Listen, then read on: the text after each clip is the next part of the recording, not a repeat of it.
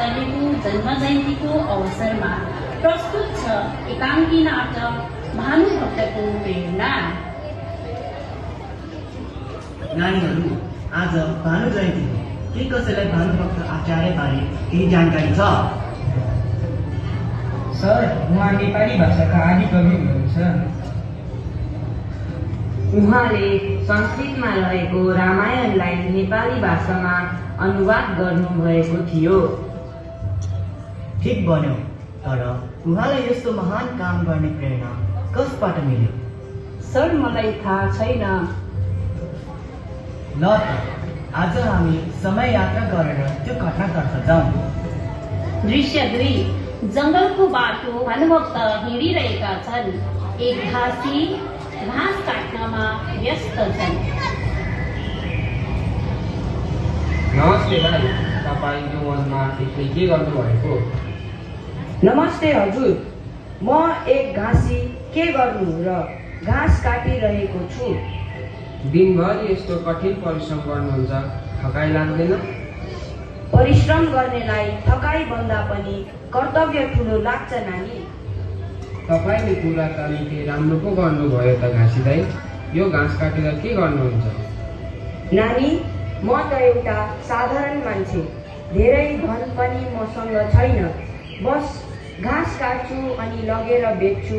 त्यो पैसाले घर गृहस्थी चलाउँछु अनि अलिअलि बचाएर राखेको धनले गाउँमा एउटा इनार खनाउने सोच छ, ताकि हाम्रो गाउँका सबैले पानी पिउन सकुन्। दाइ, तपाईँले त आफ्नै लागि मात्र होइन, समाजको लागि पनि सोच्नु हुँदो रहेछ। कति महान हुनुहुँदो रहेछ। मानिस मरेपछि धन साथ जाँदैन है बाबु, तर राम्रो कामको नाम भने सधैँ बचिरहनेछ। दाइ, तपाईँका यी वचनले मलाई ठुलो प्रेरणा दिए। अब म पनि समाजका लागि नेपाली भाषामा अमूल्य कृति सिर्जना गर्ने प्रयास गर्नेछु। धन्यवाद दाइ, आज तपाईँले मलाई जीवनको ठुलो शिक्षा दिनुभयो। हुन्छ नानी, तपाईँ बिस्तारै जानुहोस् है, म चाहिँ हिँड्दै गरेँ। भरजन्म घाँसतिर मन दिए धन कमायो, नाम गए रहोस् पछि भनेर खुवा खनायो। घाँसी दरिद्र घरको तर बुद्धि कस्तो, भानुभक्त धनी भएकन आज यस्तो। त्यस घाँसीले कसरी आज दिएछ अर्ती, धिक्कार हो म कहाँ बस्नु नराखी कीर्ति।